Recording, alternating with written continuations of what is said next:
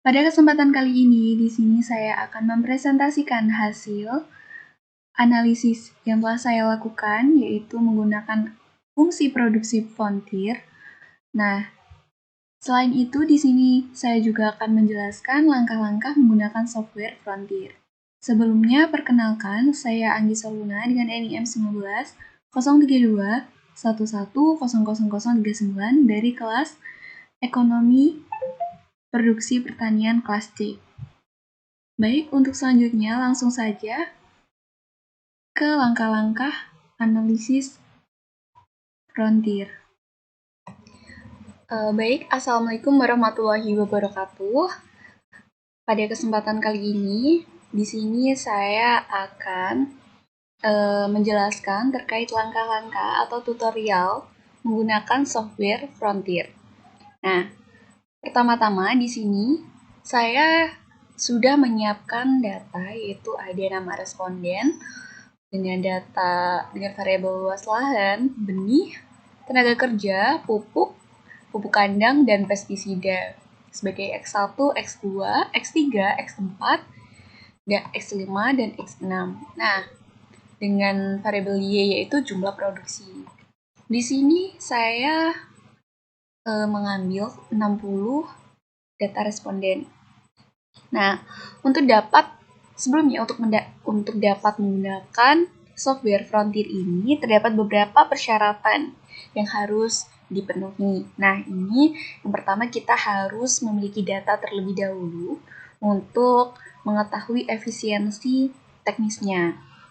Nah, di sini langsung saja kita membuat ini variabelnya dan nama responden ke sheet berikutnya.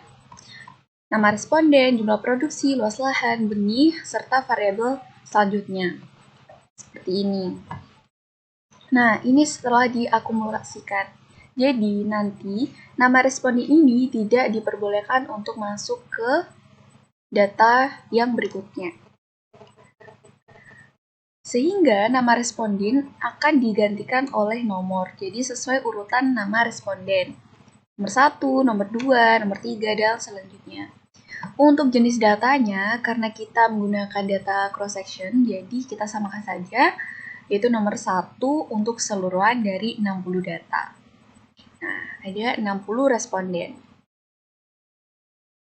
Baik, untuk selanjutnya, langsung saja data ini kita rubah ke bentuk log atau len. Jadi, untuk nama responden dan jenis data tidak perlu di-len-kan. Kita blok terlebih dahulu. Nah, seperti ini. Langsung kita copy. Misalnya kita copy di sampingnya sini ya. Oke. Nah, langsung saja untuk data ini kita len-kan. Data ini kita len-kan semua. Jadi, rumusnya seperti ini. Sama dengan len, buka kurung. Nah, kita kembali ke data awal seperti ini. Tutup kurung, enter. Nah, ketika sudah muncul bentuk lennya, langsung saja kita drag secara keseluruhan. Jadi ada 6, 1, 2, 3, 4, 5, 6. Nah, seperti ini. Langsung ke 60 data responden. Nah, seperti ini. Jika sudah, langsung saja kita blok secara keseluruhan untuk dipindahkan ke lembar baru. Nah, seperti ini kita copy, zoom ke lembar baru ya teman-teman. Nah, seperti ini. Lalu kita rubah seperti ini, kita blok lagi untuk menggantinya ke 6 digit ke belakang. 1, 2, 3, 4, 5, 6. Setelah itu kita simpan file dengan extension MS-Doc. Jadi kita simpan di folder Frontier-nya. Nah, di sini kita simpan menggunakan extension text MS-DOS, yaitu txt. Kita kasih nama seperti ini. EPP. Nah, seperti ini. Untuk penamaannya tidak usah panjang-panjang, jadi cukup 1 sampai 3 kata saja. Kita save. Oke. Yes. Nah, kita tutup aplikasi. Kita tutup Excel dan tanpa harus save lagi, langsung don't save. Kita tutup juga. Langsung kita masuk ke software. Nah, ini sudah ada kan? Ini data yang kita save tadi. Langsung kita rubah, rename. Extensionnya menjadi DTA. Enter. Yes. Nah, kita sudah, langsung saja kita masuk ke softwarenya. EPP diingat-ingat, ini namanya EPP DTA, nanti kan harus dimasukkan ke software EPP.DTA. Nah, jadi yang pertama ada T1 EPP.DTA, tadi nama datanya, lalu EPP.out, nah ini untuk output, ada 1, yes, 60, 1, 60, 6, yes, no. Oke. Nah, ini sudah keluar outputnya. Jadi kita bisa buka outputnya. Saya langsung ke Microsoft Word. Nah, seperti ini, mungkin langsung seperti ini ya. Jadi ini adalah hasil output dari analisis menggunakan software Frontier. Kita coba buka. Nah, ini adalah hasil outputnya ya teman-teman. Nah, ini adalah hasil outputnya.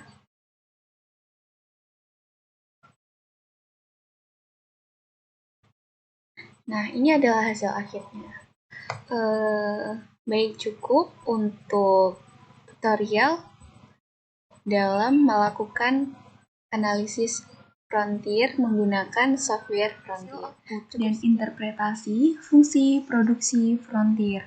Untuk yang pertama yaitu ada uji kode LR test, di mana disinilah yang digunakan untuk melihat adanya kasus inefisiensi di lapang dengan hipotesis H0 sama dengan tidak ada kasus inefisiensi di lapang, H1 sama dengan terdapat kasus inefisiensi di lapang.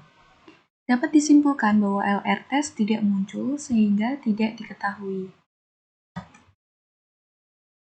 Untuk yang kedua yaitu ada uji nilai gamma.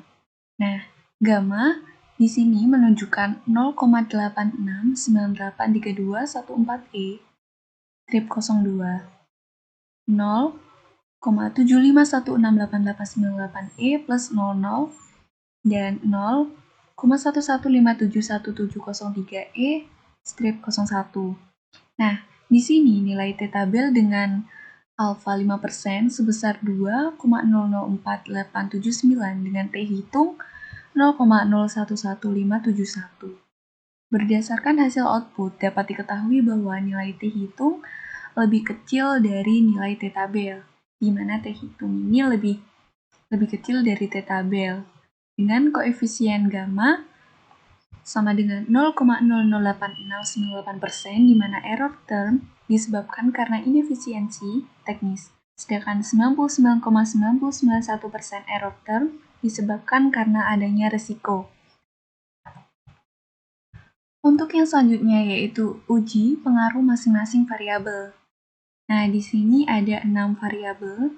Untuk yang pertama yaitu pada beta 1, jika dihitung dengan alfa 5%, maka dapat dinyatakan signifikan karena nilai T hitung sama dengan 7,33 lebih besar dari T-tabel, di mana T-tabel adalah 2,004879. Sehingga dapat disimpulkan jika X1 atau luas lahan dinaikkan sebesar 1%, maka output akan meningkat sebesar 1,05%. Pada variabel 2, yaitu pada beta 2, jika dihitung dengan alfa 5%, maka dapat dinyatakan tidak signifikan, karena nilai T hitung sama dengan 0,90 lebih kecil daripada T-tabel yaitu 2,004879, sehingga dapat disimpulkan jika X2 yaitu variabel benih dinaikkan sebesar 1%, maka output akan menurun sebesar 0,0863%. Untuk yang selanjutnya yaitu pada variabel 3, pada beta 3 jika dihitung dengan alfa 5%, maka dapat dinyatakan signifikan karena nilai T hitung sama dengan 4,023 lebih besar daripada T-tabel yaitu 2,004879. Sehingga dapat disimpulkan jika X3 yaitu variabel tenaga kerja dinaikkan sebesar 1%, maka output akan meningkat sebesar 0,53%. Untuk yang selanjutnya yaitu pada variabel 4, beta 4, jika dihitung dengan alfa 5%, maka dapat dinyatakan tidak signifikan karena nilai T hitung min 4,68 lebih kecil daripada T-tabel yaitu 2,004879. Sehingga dapat disimpulkan jika X4 variabel pupuk dinaikkan sebesar 1%, maka output akan menurun sebesar 0,17%. Untuk yang selanjutnya yaitu pada variabel kelima atau beta 5, jika dihitung dengan alfa 5%, maka dapat dinyatakan tidak signifikan karena nilai T hitung sama dengan 0,25 lebih kecil daripada T-tabel yaitu 2,004879, sehingga dapat disimpulkan jika X5 atau variabel kelima pupuk kandang dinaikkan sebesar 1%, maka output akan menurun sebesar 0,016%. Untuk yang terakhir yaitu pada variabel 6, pada beta 6 jika dihitung dengan alfa 5%, maka dapat dinyatakan tidak signifikan karena nilai T hitung sama dengan min 6,03 lebih kecil daripada T-tabel 2,004879. Sehingga dapat disimpulkan jika X6 yaitu variabel pestisida dinaikkan sebesar 1%, maka output akan menurun sebesar 0,522%. Untuk berikutnya yaitu uji efisiensi. Nah, di mana tingkat efisiensi teknis. Jika efisiensi teknis lebih besar daripada 0,8, maka petani dapat dinyatakan efisiensi secara teknis. Jika dilihat secara keseluruhan atau melalui min efisiensi sama dengan 0,9947198 plus 00. Kegiatan produksi yang dilakukan oleh petani di lokasi tersebut telah efisiensi. Baik, terima kasih. Cukup sekian yang dapat saya sampaikan, kurang lebihnya mohon maaf. Wassalamualaikum warahmatullahi wabarakatuh.